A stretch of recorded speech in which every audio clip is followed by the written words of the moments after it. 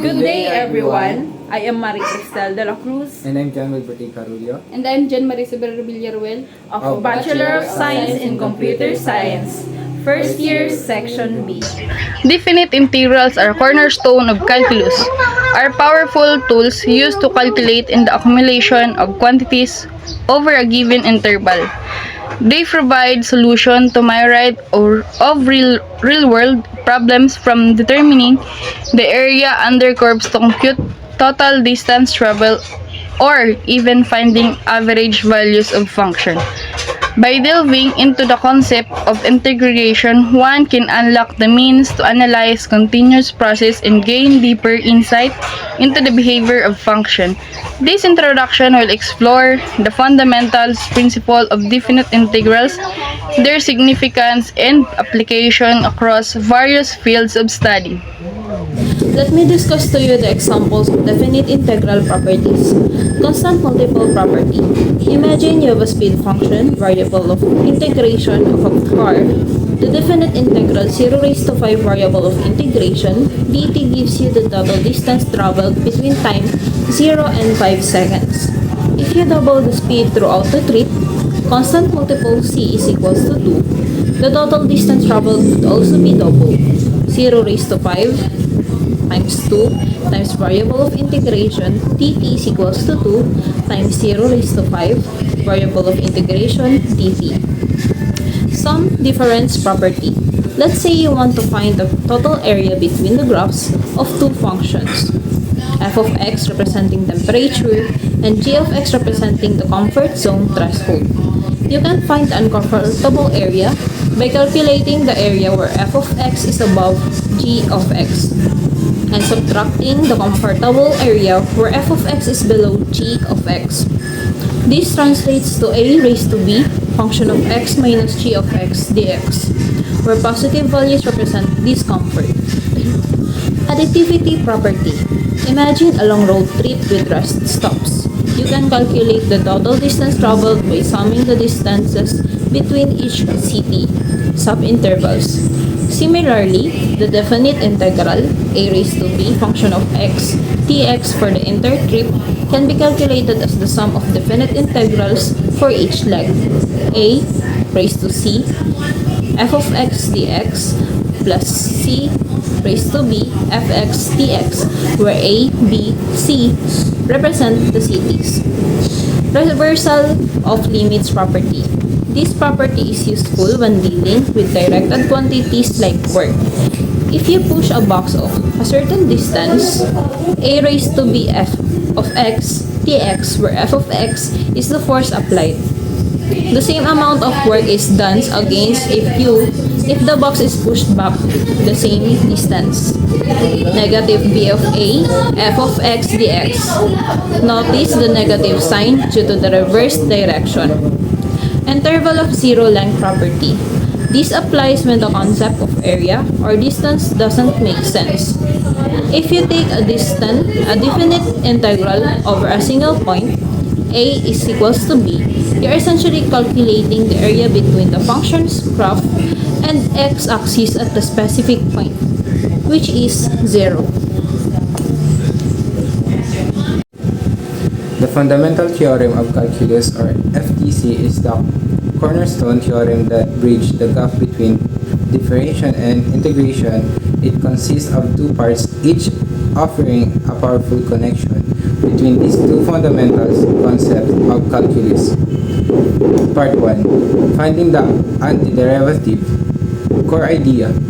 This part states that if a function of f of x is continuous on a closed interval a from b, then there exists an antiderivative and indefinite integral from function of x such that function x is equal to f of x for all x in the interval a to b. In simpler terms, if you have a continuous function and can find its antiderivatives, the function whose derivative is the origin function, then the antiderivative evaluate at any 2 points within the interval will give the definite integral of the origin function between those 2 points. Part 2. Evaluating definite integrals. Core idea. This part states that the definite integral of continuous function f of x over the interval from a to b is equal to the difference between the values of its antiderivative function of x evaluated at the upper bound of b and the lower bound of a of the interval. Mathematically, this is expressed as integral from a to b f of x dx is equal function of b minus function of a.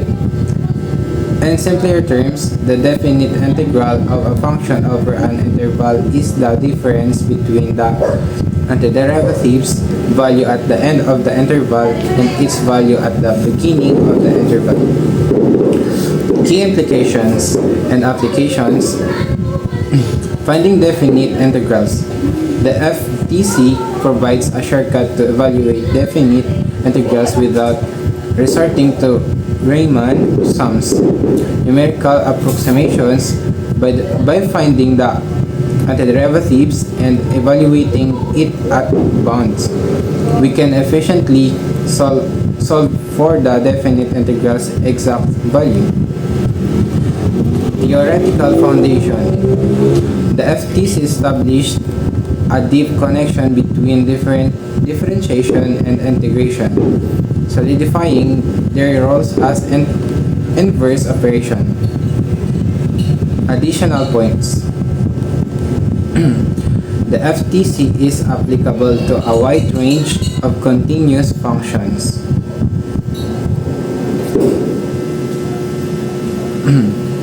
Yes. The concept of constant of integration C arises when finding antiderivatives, but it cancels out when evaluating definite integrals using the FTC. Part 2. The FTC is fundamental tools in calculation, allowing us to solve definite integral problems efficiently and understand the relationship between differentiation and integration on a deeper level. Linearity and FTC. The FTC, first theorem of calculus, established a connection between differentiation and integration.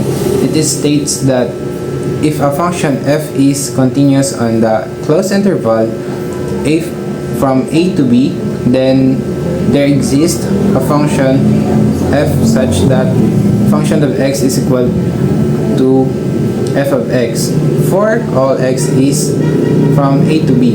Moreover, the definite integral of f over from a to b and is equal to the difference between function of b and function of a.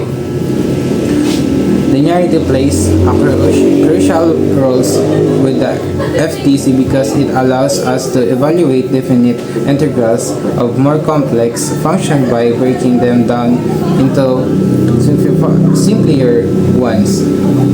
Here's how it works. Number 1. Decompose the function.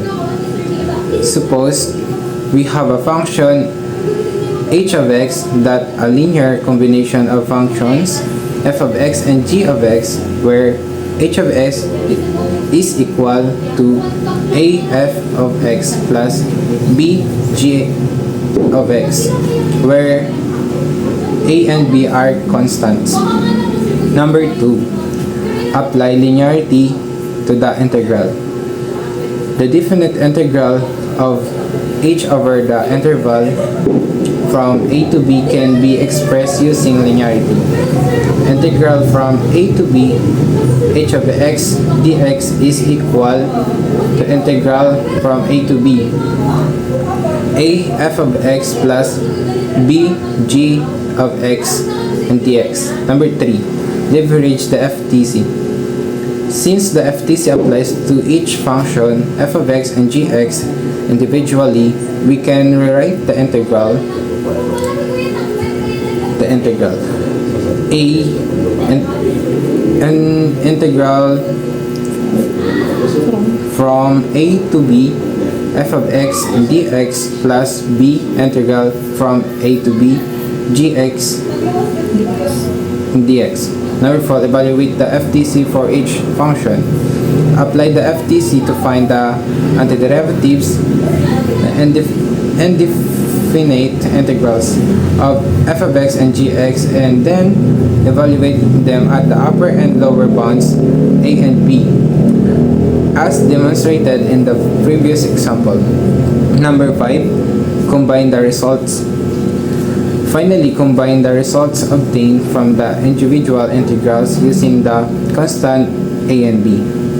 Example. Following your example where f of x is equal to 2x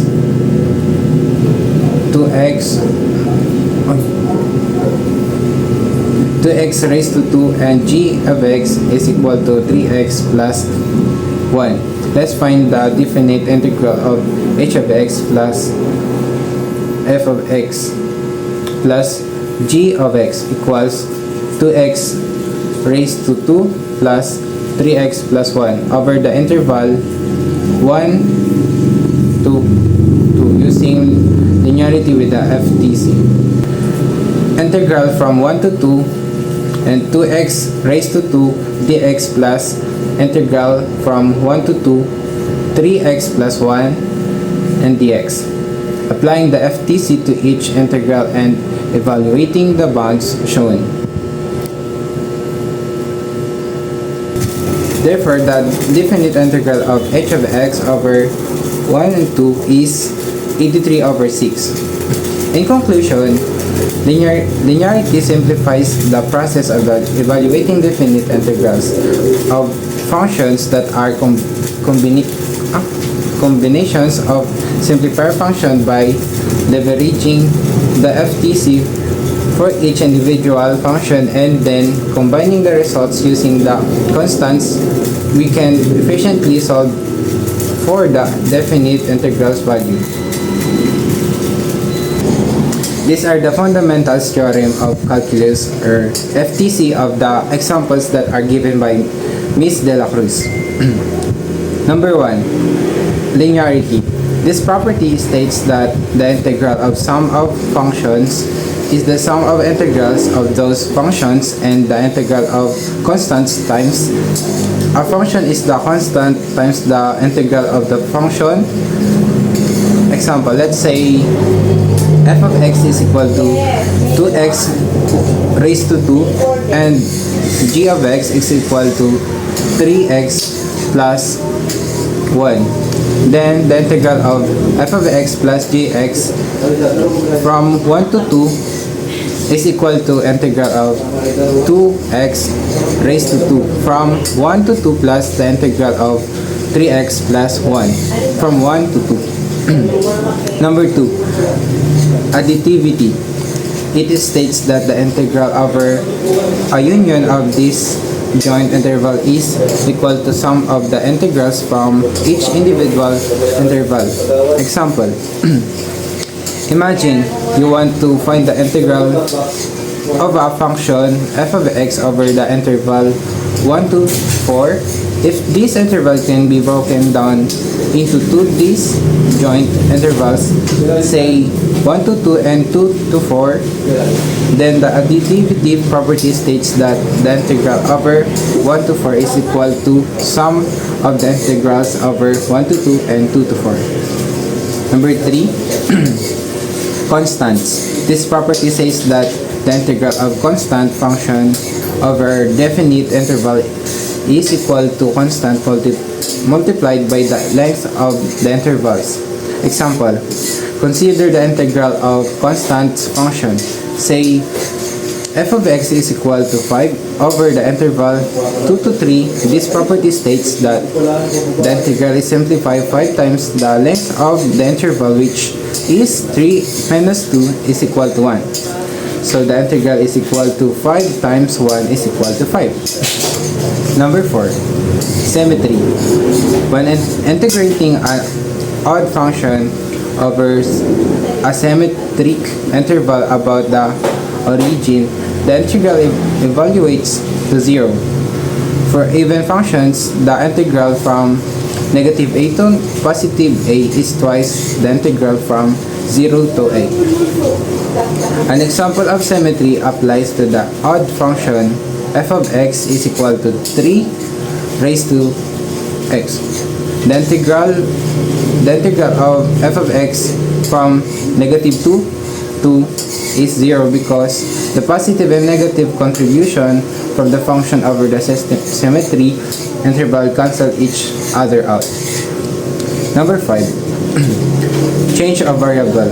This property allows us to change the variable of integration by using a substitution.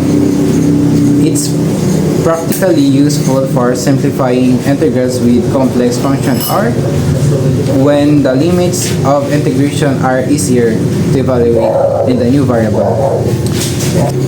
Example, suppose you want to evaluate the integral of 2x squared 1 plus x raised to 2 in dx by introducing a new variable u is equal to 1 plus x raised to 2 with du is equal to 2x and dx. You can rewrite the integral in terms of u and potentially simplify it.